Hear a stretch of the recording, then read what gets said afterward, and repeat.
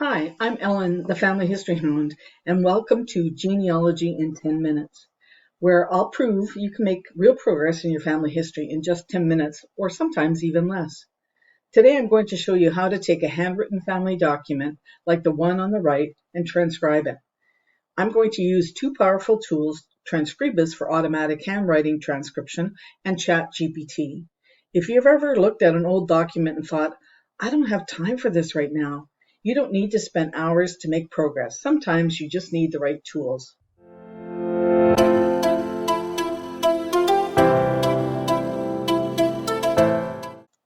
Today's the day of the week that I do my own genealogy. So I'm looking at my sixth great-grandfather, Edward Middlebrough, and I thought I'd see if I could find something more about him.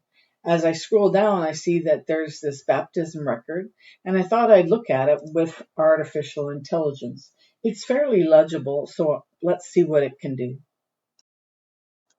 If you're not sure how you can download this document, you can go over to this little wrench on the right-hand side, and you'll see a toolbar, and you'll see that there's a download button. So just click that, and it'll go to your computer. I'll be honest with you, I tried to use ChatGPT on this project and didn't have a whole lot of luck. It made a couple of errors, and I thought, well, I'm going to try Transkribus because I've had some good luck with it. So we're going to go over here and click Quick Text Recognition. And then it'll take you to this spot on the website, and then we're going to go to Browse, and then we're going to pick up that document that we just downloaded, and it's going to upload it. Now the upload is complete, and it starts to process it.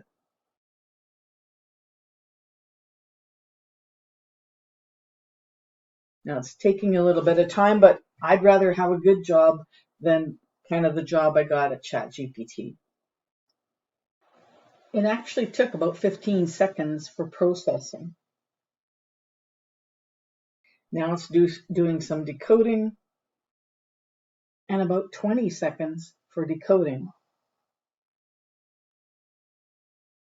And now it's storing the results. So I have a free Transkribus subscription. So I get 50 credits per month.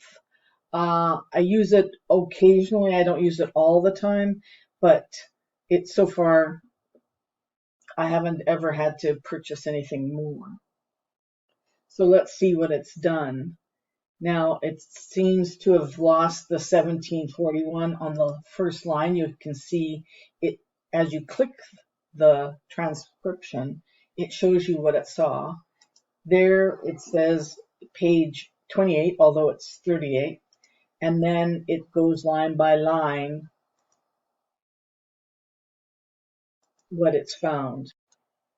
Now, if I decided I wanted to make some changes and correct some of these errors, I can go down here to the Open in Editor. Now I can see the transcript line by line, so I can actually go here and I can put 1741. I can make that change to this one and make it 38, and so on. So as you highlight the transcript, it highlights on the left-hand side the line that it's transcribing. So it gives you a little bit easier way of looking at it and figuring out what line you're working on. So, but if we go down to line 45, we're going to see Edward that I was looking at.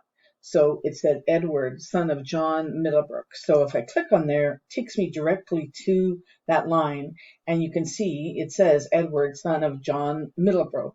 Now it didn't do a great job of that because it misspelled his name, and it also missed the part where it says baptized June 18th. But it's a beginning, and it's different than what I got at ChatGPT. So let's look at ChatGPT and see why I didn't think it did a great job. And actually, maybe it was because I had chosen the wrong prompt. So here's the document. you'll see that it says that the document was from 1741, which is right, and it's page 28, which was right. But then it goes on to say Edward, son of Thomas Middleborough. And so then as we scroll along, you'll see I said I was under the impression that this document indicated that Edward's father was John Middleborough, not Thomas. And then it told me that I had a keen eye, and then it talked about how there was two Middleboroughs. One was Edward, son of John Middleborough, and Mary, daughter of Thomas Middleborough. So that's where it got mixed up. So I think what I did was I chose the wrong tool. So over here on the left, you can see you can explore ChatGPTs. And if you click that, then one of the people that I really like to follow is Stephen Little. And if you go type that in, you'll get a whole complete list of all of the chats that he's saved and given us access to. Now, I have a paid subscription, but this is not, you don't have to have a paid subscription to use this tool. So if we go a little bit farther down, you'll see that he has one called Steve's Transcriptions. And I'm just going to go over here because I have used it. So let's click on that. Once you've used it, it saves it in the left-hand side of your panel. Just a second. So there we go. Click on that Steve's transcription tool. Now all we have to do is add that document. And we're going to go to the computer and grab it and open it. And then we're going to click it and let's get going.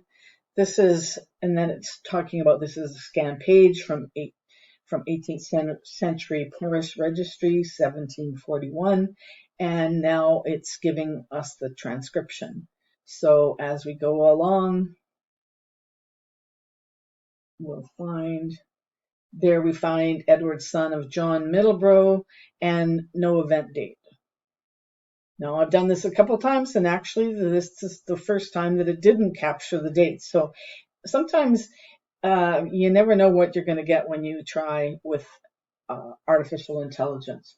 But the thing is that some of this is helpful. And so I might look at the Transkribus document and this document, and I could maybe copy and paste some of this information rather than, having to do it all myself. The best part of all is between Transkribus and ChatGPT, I'm going to probably save myself a lot of time because I have some difficulty reading some of the chicken scratch that is on some of these documents. I mean, I can read cursive, but sometimes it's pretty tough.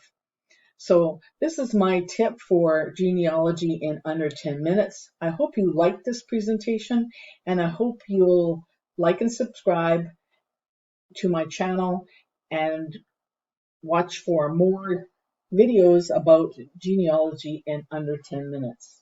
Thanks and happy hunting.